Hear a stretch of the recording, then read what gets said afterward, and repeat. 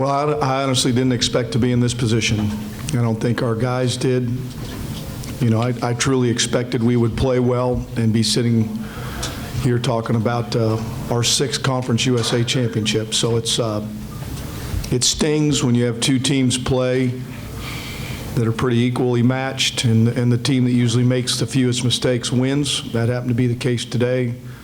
I give them a lot of credit. Coach Brahm and his staff, they've had a great year. They've got a really good football team, and that's just the way it is. You know, you play a good football team, you make the mistakes that we made. We got worn out in the second half. Our defense did. We weren't able to move the football like we're capable of.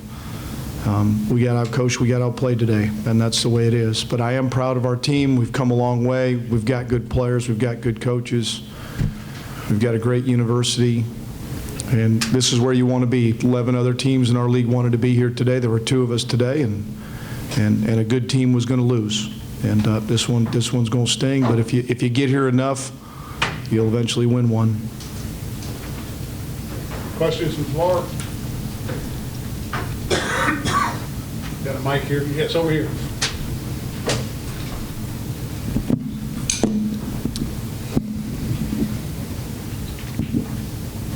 Coach, you get the momentum go up 21-7.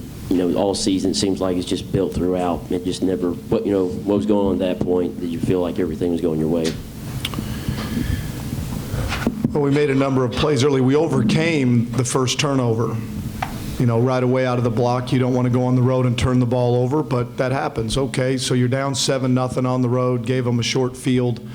You come all the way back, you even the score with turnovers, and an interception make 21-7, but that's an awfully good football team. We had a chance. I think they had a 4th and 1 right around midfield, up 21-7. They converted it.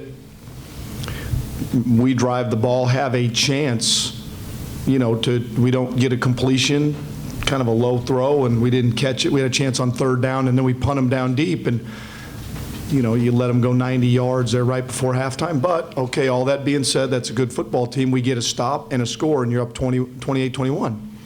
We were fine. I mean, were we perfect? No, but we were fine. But then that's when where we made the mistakes that you can't do. We gave up big plays defensively, and we turned the ball over. That's not a great recipe when you talk about the 5 areas of why you win.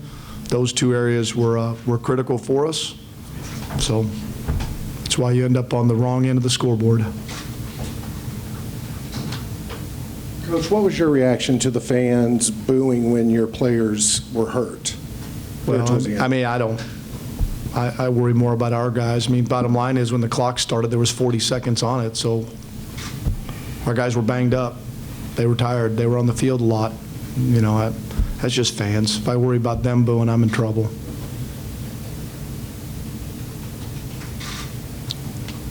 Coach, you did have a lot of players go down. Do you think that affected you in any way with losing so many players? No. We have good players as backup. That's an excuse. That's the way it is. We lost players last week and found a way to win. We've got good players. We got to do it better. Coach, did this team match your expectations? You came so far in a season, and I think many people observing it may have thought, you know, this team's good. They have a lot of ability, but boy, watch for them next year. You know, probably a year away is where they're going to emerge. Well, it happened this year. What was your sense of the timing on it and how this team emerged? Really came forward so rapidly. I'm not sure if the exceeded expectations, because I thought we could be a good football team. I thought we could compete for the championship. I didn't think we exceeded expectations. Doesn't feel like that right now, considering we got here, and once you get here, you're coming here to win, and we were good enough to win it. Just didn't go our way today.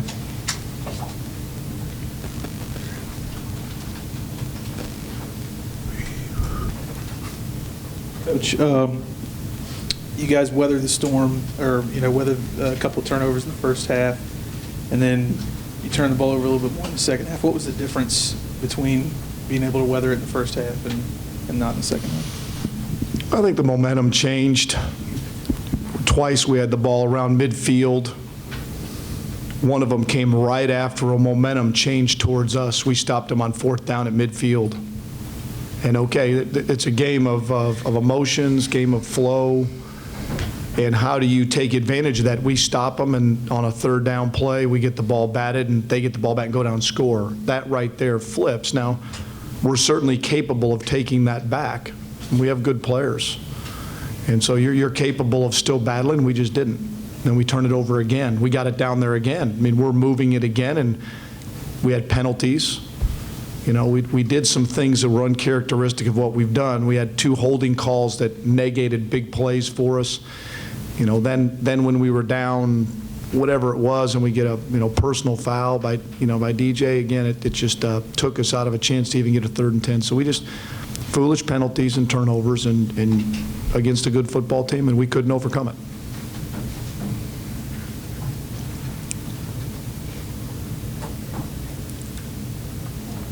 Nick, it just seemed like it never quite got going for you today. Just how did you think things played out?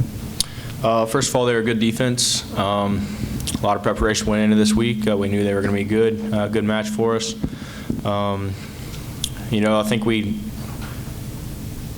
to win this year, when we've won, we've protected the ball. We've had explosive plays. We've limited penalties. We've been good in the red zone, and I think that's what we didn't do today. Obviously, we had turnovers, penalties, and just didn't play, the Southern Miss offensive football that we like to think we are. So you got to give them credit. They're a good defense, but it hurts to lose the way we lost because we know that we're good enough, and so that's going to be hanging on us for a while. We know we're good enough. It's just a matter of going out and doing it. Coach, can you speak to the pressure, the type of pressure that Western Kentucky can deliver with some of the big playmakers they have, how that influenced your defensive approach to this game, and the pressure that they can bring to a defense? Can you speak to that and how that played out in this game? Well, they got good players.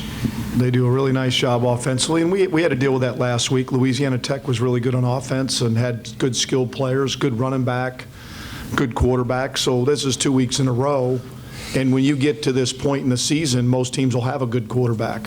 When you're playing good football teams, they've got good players. I mean, you're playing for a championship. So, and I thought really early on, other than that last drive right before halftime, I thought our defense was playing very well. I mean, we'd done a nice job. We'd done a nice job of pinning them down a couple of times, which we said was going to be critical. How often could we get them inside the 10-yard line and force them to make calls?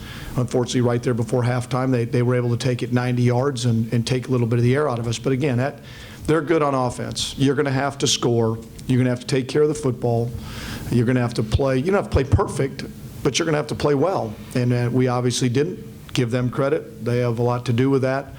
But obviously we didn't put our best foot forward, especially in the second half. We came out in the second half, we were fine. We just turned the ball over and didn't execute.